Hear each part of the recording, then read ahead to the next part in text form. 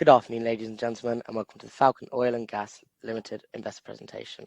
Throughout this presentation, investors will be in listen-only mode. Questions are encouraged and can be submitted any time via the Q&A tab situated on the right corner of your screen. Just simply type in your question and press send. The company may not be in a position to answer every question it receives during the meeting itself. However, the company will review all questions submitted today and publish responses where it is appropriate to do so. These will be available via your Investor Meet Company dashboard and will notify you by email when these are ready for your review. I'd also like to remind you that today's presentation is being recorded. But before we begin, I'd like to submit the following poll. I'd now like to hand you over to Philippa Quigley, CEO. Good afternoon to you. Good afternoon, and thank you for that introduction, and welcome all. Good morning or good afternoon, wherever you may be. For current Falcon shareholders, I just thought it'd be a very good way to wrap up 2021 and what's been a very busy year. And for people where this Falcon story is new to you, and would like to welcome to this meeting. And to give you an idea of what's going on, particularly this as we enter a really exciting time for Falcon Oil and Gas. So perhaps if I can just jump into the presentation. If I just give you a quick, brief overview of our corporate information. We've roughly about a billion shares in issue. We're quoted on the TSXV in Toronto and also on the AIM market in London.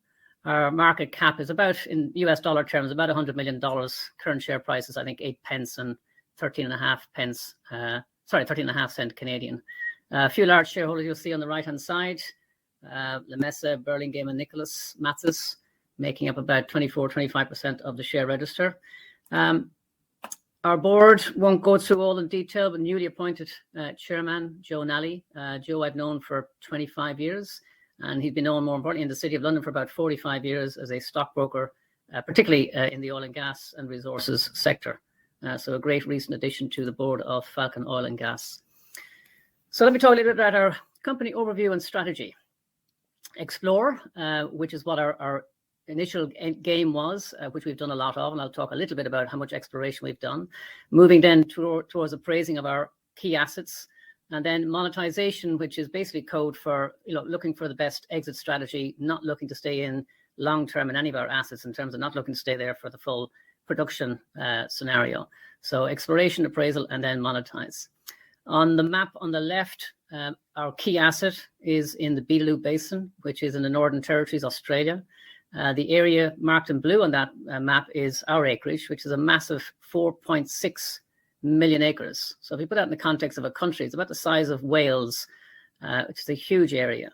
While I'm on this map, actually, just to point out a couple of other blocks, not our blocks, but certainly of interest to us, is block EP 161 is there to the east in the dark brown, and EP 136 in the light brown. And I'll tell you why both of those blocks are of significant interest to our interest in the Beetaloo Basin, given the level of activity that's going on. And let me just jump into the Beetaloo Sub-Basin, which is our key asset in the portfolio. We do have other assets, which I'm not really going to talk much about today. But the Beetaloo Basin is and has been for the last few years the significant focus of this company. We own 22.5% of that 4.6 million acres. So net to Falcon, it's about 1 million acres. I brought in Origin Energy, an Australian oil and gas utility company, homegrown Australian company. They came in as our partners in 2014 for initially what was 70% of that 4.6 million acres. And then we farmed down a further 7.5% of them in April 2020, and all of this for basically a carried capital expenditure program. The total deal, initial deal in 2014, in fact, was worth about 200 million, and then we added to that about another 150 million in terms of capex being provided by our partner Origin, who are also obviously operating all exploration and appraisal activities on the acreage. So we currently have a 264 million program, stages 2 and 3, where we're carried. And I'll talk a little bit about what that money has been spent on, particularly over the last 12 months, and what we look to see as we head into a really exciting 2022. One of the big things of this year was the increased activity across the entire Beetaloo. We had a total of 8 well activities from 3 separate operators, ourselves and Origin, Santos with Tamboran, and then Empire Energy. I'll talk a bit more detail on our own in the next few slides. On the Santos wells, these are the ones that I mentioned on that block to the east, 161, where they've just completed the drilling of 2 horizontal wells measuring 1,000 meters each. And they've actually started fracking both of those wells about 6 days ago. We would expect flow rates from those wells coming in and around about Christmas Day, New Year's Eve kind of time. So that's a pretty exciting development. And then also Empire Energy further east, also playing into the same Beetaloo sub-basin. They started drilling a well there about 3-4 weeks ago, and they're into the horizontal section now of that well. So a lot of activity in 2021 that we've not seen ever in the history of the Beetaloo. Again, just a nice aerial view map of where this activity is going on. If you look here in this kind of north central part of the basin, the Amungi well, which we went back to this year and had some really exciting results in September this year. The Valkyrie well that we completed the drilling of towards the end of the year. Again, a really exciting well that we drilled. And then the Kayela well that we've been working on for the last couple of years. And I'll talk a bit more about this as we go through the slides. And then here you'll see the proximity of these are the Santos Tamboran wells called the Tanumbirini 2H and 3H. These are the two wells that are currently being fracture stimulated right now. And then you got this Carpentaria 2H well, the well is currently being drilling. This is your Beetaloo sub-basin. You know, the distance, for example, from Amungi to Tanumbirini is about 70 to 80 kilometers, or about 50 miles. Similar distance here, about 70 kilometers down to our Valkyrie well, and something shorter down to the Kayela well. But the great thing about this play, we're all going after what we call the Middle Valkyrie B shale. It's very homogeneous across the entire basin. It's a very pervasive shale. And what we drill here and discover and flow here will have a direct impact on what this might look like over in the Santos acreage and vice versa. So it's a lot of activity going on in the basin. Let me talk a little bit about our own specific operations in 2021 that we've since just recently completed. We went back to a well, that Amungi well I pointed out to. We had a great success of this well in 2016-17. We drilled the well out, about 1,100 meter horizontal section you'll see on that schematic. We fracked it, we flowed it, and we got what we considered a very good rate of 1.1 million scuffs of gas a day. So 1,100 MCF per day initial flow rate from what we thought then was the full horizontal section of 1,100 meters.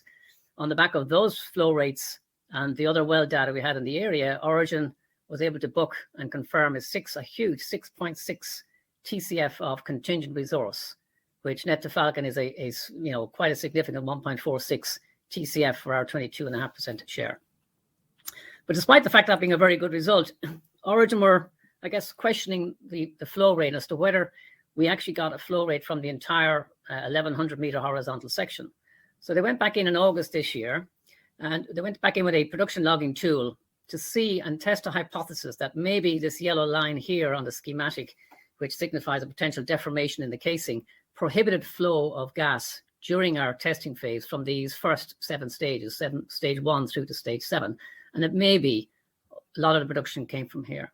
So this tool we ran in August with Schlumberger, and it confirmed, in fact, that almost all of the production came from the last 4 stages of the 1,100 meters. So rather than us thinking we had a good rate of 1,100 meters over 1,000 meter horizontal, 1,100 MCF rather over 1,000 meter horizontal, in fact, it now looks like we got all of that flow rate, or most of it, from just 200 meter section.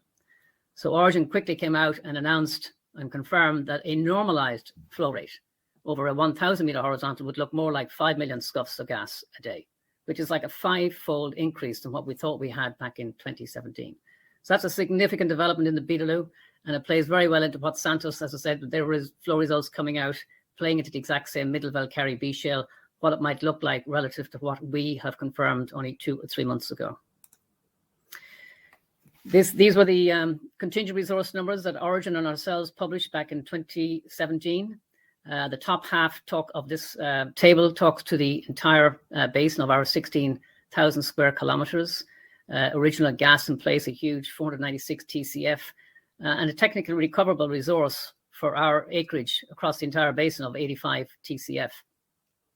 Down in the second half of that table, you'll see reference to the area of 1,968 square kilometers. So roughly 1/8 of our acreage in and around the Amungi well that we flow tested, where we had other data that we could actually, confirm a resource number. And this is where we calculated the resource of 6.6 TCF for the Middle Valkyrie B shale and just for 1/8 of our acreage.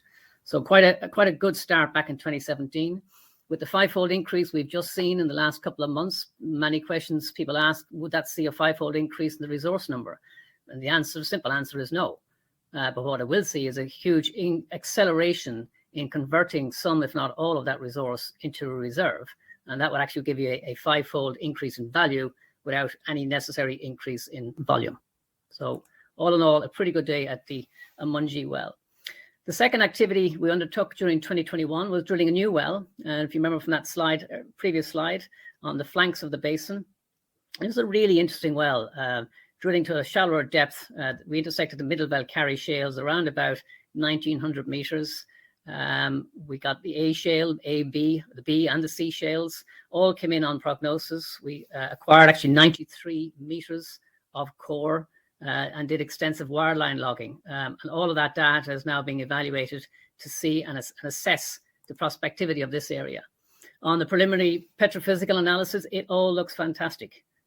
Whichever way you look at this, and every characteristic of the well and the shale in terms of 54 meters thick shale, porosity of very high, 7.7%, TOC, total organic carbon, 4.3%, on the higher end of anything we've actually seen in the Beetaloo.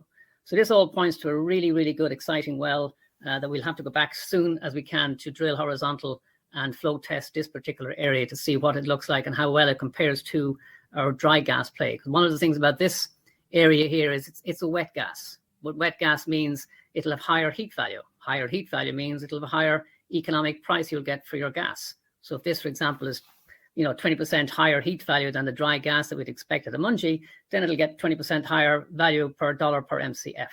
So all in all, a very, very exciting development during 2021 and an area of certainly significant focus going into 22 and 2023. The third activity was our Kayela play, a unique play within our acreage, doesn't extend across to the acreages owned by Tambourine or even Santos. And this is an area of focus because it's a very rich in liquids. Again, higher economic value from a hydrocarbon stream from a well heavy in liquids. So we drilled this well, we fracked it, we flow tested it. And even though we had initial flow rates at the very beginning, the well struggled to come on and stay flowing on its own. We went in 2 to 3 attempts with an artificial lift using nitrogen. And even though we got the well to flow from time to time, it still didn't manage to continue flowing on its own. And we didn't get what we were hoping for, was like a 30 to 60 day extended production test. So further work needs to be done in this area to assess what we can do to overcome the challenges we encountered. Technically, everything went well. Mechanically, everything went well. It was just an issue with the formation fluid, heavy in saline, that the well struggled to produce gas rates of what we'd hoped to. So a bit more work to be done on this in 2022 before we take this part of our Beetaloo Basin further. So that kind of completes our 2021 operations. Just to give everyone a quick overview and a reminder of what the market overview and gas prices is in this part of the world. The Beetaloo Basin, we're quite remote. We're 600 kilometers south of Darwin, but we're pretty well interconnected with pipelines. So you'll see on the map on the left on this slide, you've got pipelines running up to Darwin. You've got pipelines running down through into the east coast of Australia, both huge market opportunities for gas from the Beetaloo.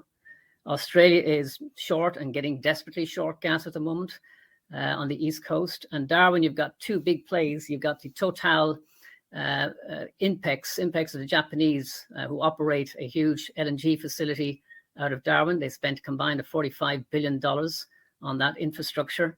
And you've got the Darwin LNG operated by Santos. So you've got 2 easy routes to access a huge market north of Darwin into the Japanese, the Chinese, the Korean market, where there's a massive appetite certainly for LNG. And also you've got this great appetite for the East Coast in terms of extending pipelines, huge appetite from companies like Gemini, owned by State Grid, which is the largest utility company in the world, commitment to spend billions of dollars on additional pipelines once and when they are required. So all in all, infrastructure-wise and getting gas to market, not a huge issue for the Beetaloo Basin. Another important factor, I guess, is the gas prices in this part of the world. Well, the last time I looked at the JKM, known as the Japan-Korean marker, which is a kind of benchmark for LNG in this part of the world, it's in the $30 range. Domestic prices in Australia are, $8 to $12 an MCF. So huge, robust pricing, huge increase in demand forecast, easy route to market, both domestically and export. So where does that leave us as we go into 22? And I guess the value proposition for Falcon, based on our results to date, based on the results we expect to see coming through from Santos shortly, and more importantly, then based on what activity we expect to see in 2022. So we haven't yet confirmed what it is we're going to do. We're still working daily with Origin, finalising our 2022 programme. We'll announce that in the next few weeks. It won't be dependent on the Santos results. We pretty much know what we want to do and where we want to go. But it will see from Falcon Origin an increase in drilling activity, more than likely focusing on the Middle Valkyrie B shale, where we've had our success at Amungi and at Valkyrie, and where likely Santos also will have success in the Middle Valkyrie B shale. So that's likely going to be our area of drilling and appraising further our interest in the Beetaloo Sub-Basin. And the question mark down here at the bottom of this slide, declaration of commerciality. How real is that, achievable in 2022, and what does commerciality even look like? And we talked about flow rates of 5 million scuffs of gas a day or 5,000 MCF. What's a commercial flow rate need to look like? Well, it's in the order of 2,000 to 3,000 MCF a day. So certainly, if we can bring in wells in the region of 3,000 to 5,000 MCF a day per 1,000 meter horizontal section. So if we're drilling longer section, obviously a 2,000 meter horizontal section, you will want twice that flow rate as you go into 2022. So as we all get together between Santos, Tamboran, Empire, and Amungi, you could see as many as 6 horizontal wells being drilled in the Middle Valkyrie B shale in 2022 between all 4 operators. You could see, more importantly, as much as 10,000 meters of horizontal wells being fracked and flow tested during 2022. So a massive, massive step up in the activity we've seen to date in the Beetaloo, and yes, could move us towards declaration of commerciality for certain sections of the Beetaloo Basin. It won't be for the entire, because those large areas of the basin will still be left relatively underexplored, unlike the areas around the Amungi, for example, or the Tanumbirini wells. In terms of, what does that translate to in value proposition at Falcon? As I said at the outset, our market cap is roughly about $100 million US. You look at how acres are traded, particularly in North America, where there's been lots of M&A deals done over many years, and even recently, and acres changing hands, undeveloped, undrilled acres changing hands at north of $1,000 per acre. And here we have Falcon with a net 1 million acres in the Beetaloo Sub-Basin. Multiple news events coming up. Obviously, the most immediate one is the Santos, and then launching the various CapEx programs by all 4 operators, and then the drilling of those programs starting in earnest, probably not until May next year. For those not familiar with this part of the world, there is the wet season coming in around about now, and you don't get out onto the Beetaloo until about April/early May before you can get back on the ground with mobilizing rigs and equipment and everything else. So our focus next year, as I said, hopefully will be on the Middle Valkyrie B. We'll confirm that in the next few weeks with Origin, hopefully moving some of this, if not all of the contingent resource, into reserve, and getting to this declaration of commerciality. And we remain carried. The $264 million carry as part of our program. We still have a good chunk of that left. It was a program that was started in August 2018. So Origin have been busy working away. Unfortunately for Falcon, we haven't had to pay for any of that work since they came on board in 2014, right through till now. And still we have a sizable amount of that carry left as we go into 2022. So all in all, a pretty exciting time we've just had. More excitement coming, and 22 is going to be the pivotal year for the Beetaloo. So if I can hand over to the Q&A sessions, there's appendix here. If there's particular questions that come up, we can draw your attention to some of the answers that may be provided for in the appendices. Philip, thank you very much for your presentation. Ladies and gentlemen, please do continue to submit your questions using the Q&A tab situated in the top right-hand corner of your screen. But just while Philip takes a few moments to review those investor questions submitted already, I'd like to remind you that a recording of this presentation, along with a copy of the slides and the published Q&A, can be accessed via your investor dashboard on the Investor Meet Company platform. I'd also like to remind you that your feedback is important to the company, and immediately after the presentation has ended, you'll be redirected for the opportunity to provide your feedback in order that the company can better understand your views and expectations. Philip, ahead of today's event, we received a number of pre-submitted questions, and I just want to start the Q&A session with those. The first one reads as follows. About 10 years ago, we paid $25,000 for the preferred stock directly with Falcon Oil and Gas. Can you explain how those shares are doing and how they differ from the normal OTC shares, please? Yeah, that's an interesting question. We don't have any preferred stock. What the person asking the question may be referring to might be shares in Falcon Oil and Gas Australia, our 98% subsidiary. But look, the simple way to clarify that question, if the person who asked the question could just submit some more information directly to me on email address, you can get it on the website, but it's poquigley@falconoilandgas.com. I'd be very happy to take up that further. Thank you. The next question reads as follows. Could you please disclose in your standard post shareholder announcement the exact number of votes for each proposition? I've never been able to find that information online. If you choose not to release that publicly to shareholders, could you at least provide a link for those that are interested to view it? Yeah, again, it's not a requirement from the TSXV. Obviously, we're a British Columbia company, but very happy, again, direct your question directly to us. We can very happily provide that information, as we do on the day of the EGM for anyone attending. I don't have the numbers to hand, but that's certainly something I can provide after the meeting. Thank you very much. I'd really appreciate a better understanding of how a core area in a shale gas field is determined. Falcon has a neighbour that is claiming their EP permits 161 and 136 represent the entire core area of the Beetaloo, and I'd really appreciate a better understanding whether that is correct or not. Yeah, this is a question I've been asked a lot in the last couple of months. There's been a lot of emphasis by Tamburn about the core area. I mean, look, in reality, a core area, you can't, by its definition, you can't define a core area for several more years. You need a number of data points before you can calculate, and it's almost a look back to see what is or what was the core area. You're going to have, areas, such as, depth alone or TOC or mineralogy or porosity or permeability. They all will factor into what's going to be the core area. But ultimately, the test will be is what is the most commercial area. And at this stage, it's impossible to tell what the most commercial area is going to be. It depends on how expensive your capex is, how deep you are versus a shallow play will be less expensive from a capex. Will you have higher flow rates the deeper you are versus, lower pressure at a shallower rate?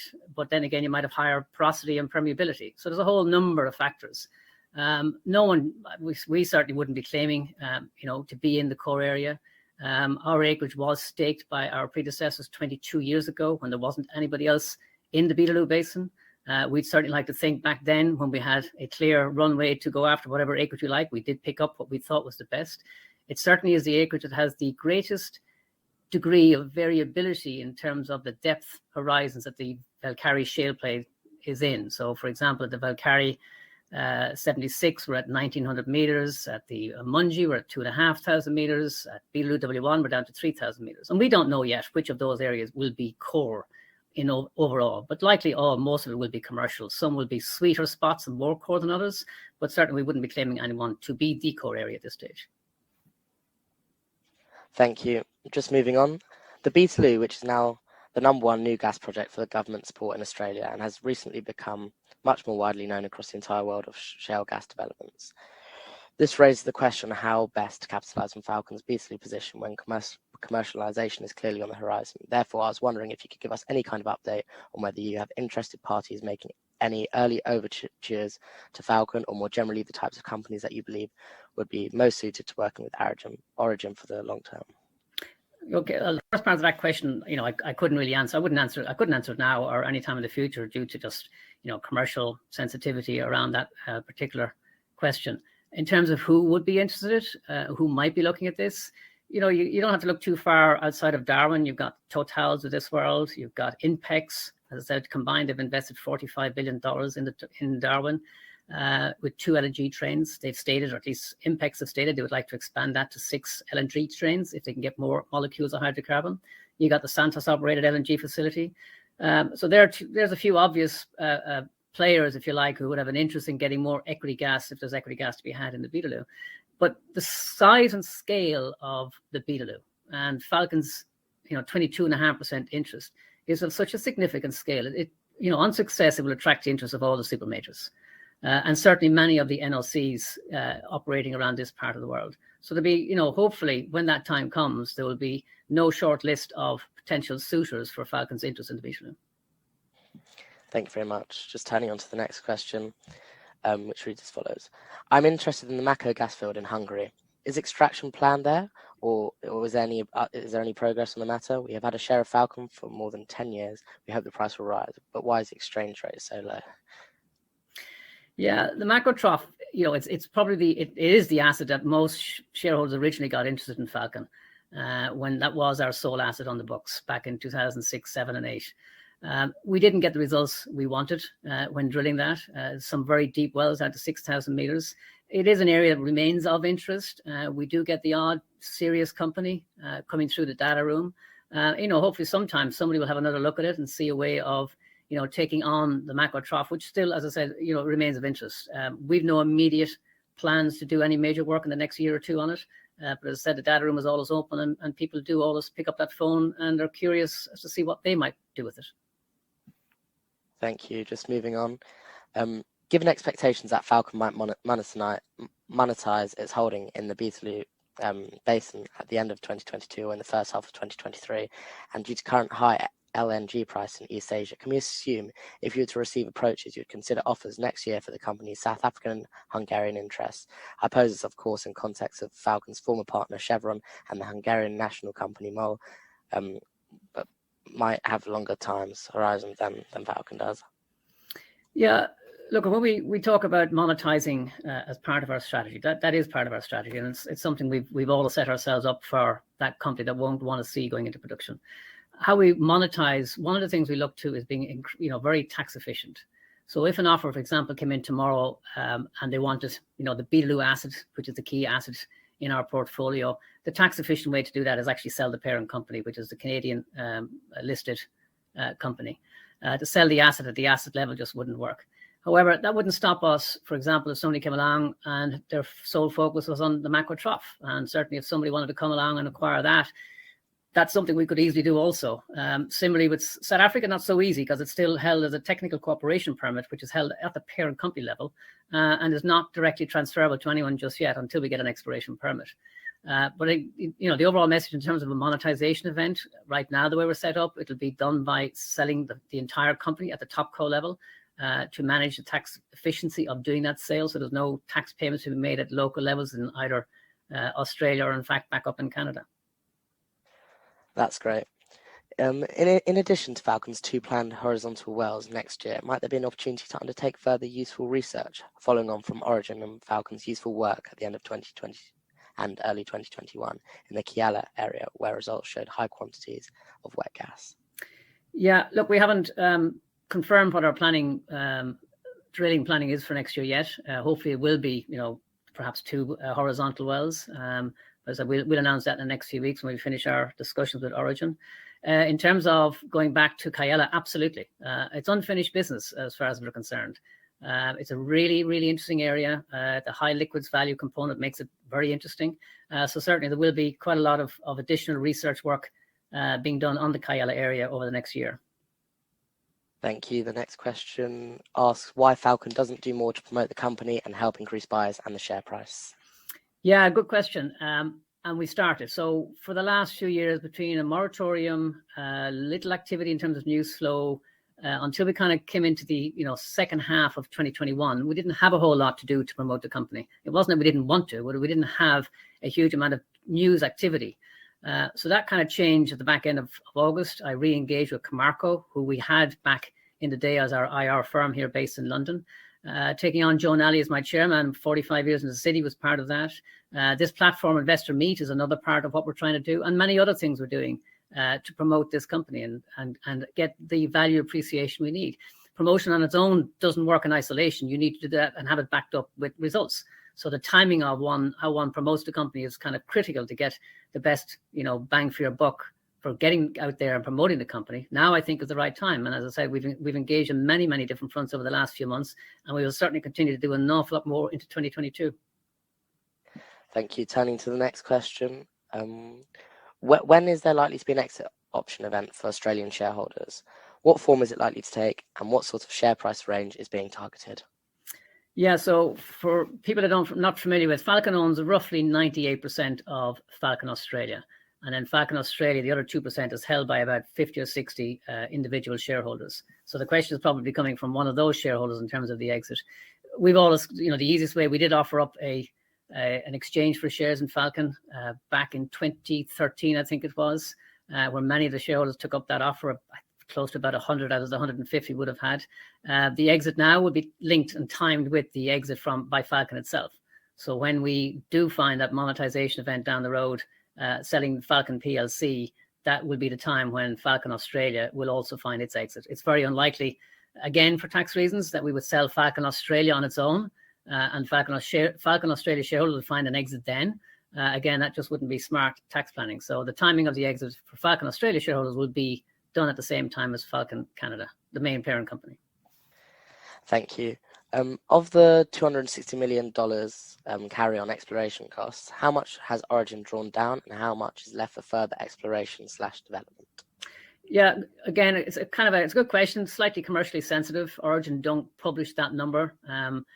So we're not really at liberty to talk openly about it. As I said, it is a big carry, $264 million. It started back in August 2018. They've been drilling and doing lots of work since then. The carry is not finished. There's still quite a good bit to go, but I can't be more specific exactly on how much is left.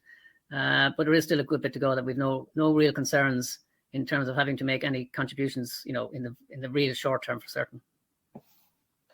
Thank you. The next question asks if you're proactively engaging with energy firms and seeking a buyer, or is the strategy to sit and wait to be approached?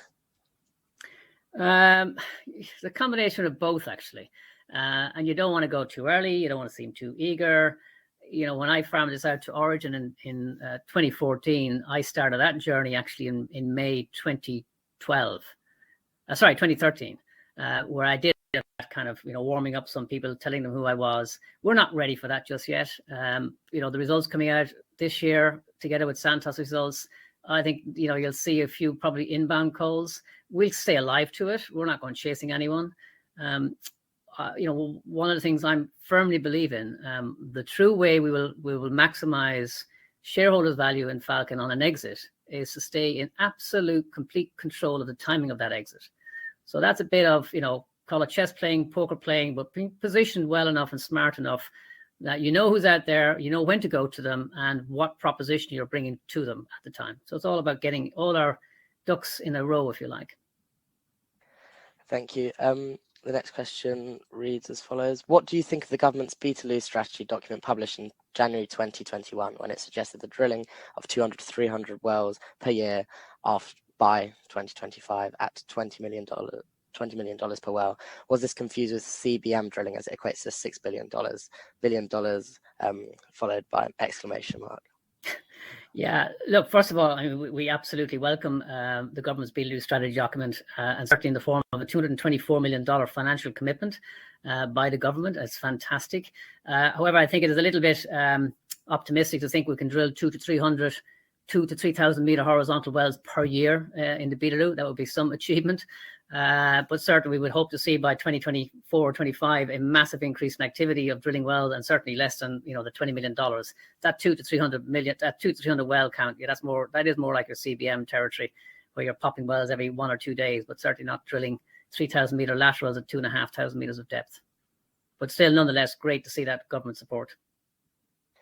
Thank you, Philip. That deals with the pre-submitted questions. I just wondered if I could hand back to you to open up the Q&A tab and respond to those which are appropriate to do so. Could I ask you just to simply read out their name and the question and then answer it where?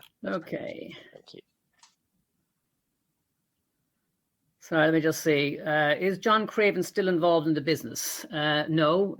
John resigned or retired as chairman several years ago at this stage. No, and I haven't spoken to John for some time. Sorry, that was a question from Ewan L. Question from Trey G. What is the current status of the RE options available? So RE refers to the overriding royalty interest on the Beetaloo. Back when I started with the Beetaloo and Falcon in 2012, we had 12% privately held overriding royalty interests. We bought out 9% of those over the years. There's 3% left. Falcon has a call option to acquire 2% of that 3% at a cost of $6 million US, and that call option expires in April 2022. But it has expired previously. We negotiate an extension, and we most likely will do so again when that time comes into April 2022. Richard S. Do you think Falcon Origin will benefit from any Australian government grants? So there's two parts to this question, but the first part of your question, Richard, is, look, the grants are there. So the government offered $50 million of grants for drilling, up to $7.5 million per well, or 25% of a $30 million well. But they're only for accelerated work in the Beetaloo, not for work program that we'd already committed and signed up to. And we don't have accelerated work. Our work program we set up back in 2014 with the government we're working through still has 2 more wells to be drilled in it next year. So there isn't an acceleration, there isn't anything to land a grant application, unlike some other companies who got their timing different to ours and can put an accelerated program into it. We were not in a position to do that. Part of the other question from Richard S. Will FOG have to raise additional funds during 2022? No, I mean, no and yes. No in that we don't have to. Different question maybe might be, would we want to? And I go back to one of my fundamental beliefs is to stay in complete, utter control of the timing of our exit. So I don't want to ever be in a position that I have to raise money. We raised money last money we raised was $9 million in 2019. And our bank balance today is $9.4 million today, 2.5 years later. That's the time we raised money we wanted to raise, not needed to raise. So, I don't see us needing to raise money during 2022. And I think I've got Kevin S. Sorry, just another question coming in. When would you expect to have a certificate of commercialization? It's not so much a certificate, Kevin. It'd be more where we or Origin or Santos will say, a declaration of commercialization. And that's that's hopefully going to come out at the back end of the 2022 work program by all operators, not just FALCON. But if FALCON has success and Santos has success and Tambourine has success and Empire has success, and it's all looking like, and it's all focused, for example, on the middle Valkyrie V shale, and it's all putting in rates, north of 2,500 to 3,000 MCF a day, and the gas market stays where it is, and so forth and so on, then I think we're likely to have, let's call it the concept of declaration or a notional declaration of commerciality on the back of all of that work. But it won't be for the entire, our 4.6 million acres. It'll be on, 1/8 of that, for example, if it's around the Amungian area. It won't be around all of it. So, question from Peter D. Any activity in South Africa? Unfortunately, no. We acquired and were granted a technical cooperation permit way back in 2010. And we submitted shortly afterwards an application for an exploration permit. And we've been working, I've spent a huge amount of time, some years ago, actually, working directly with the government in trying to get those applications through, not just for FALCON, but for everybody else operating onshore in South Africa. But unfortunately, there hasn't been any activity. We're still waiting for legislation to get passed. And until that gets passed through Parliament, they're not even in a position to grant exploration permits. So nothing happening just yet. Philip, if I could just butt in there, I just want to say thank you. You've been very generous with your time. You've pretty much answered all the questions from investors today. And of course, the company will review any further questions submitted and publish responses where it is appropriate to do so. Perhaps I could ask you for a few closing comments just before I redirect investors. Yeah, I suppose, look, the key thing is now we've just had a huge activity in 2021. We've had the 5-fold increase at Amungi. We've got Santos rates coming in about 3 weeks' time that will hopefully confirm those flow rates are not just a one-off. And then we're going to step into 2022, as I said, with a massive increase in activity, potentially up to 6 wells, 10,000 meters of horizontal.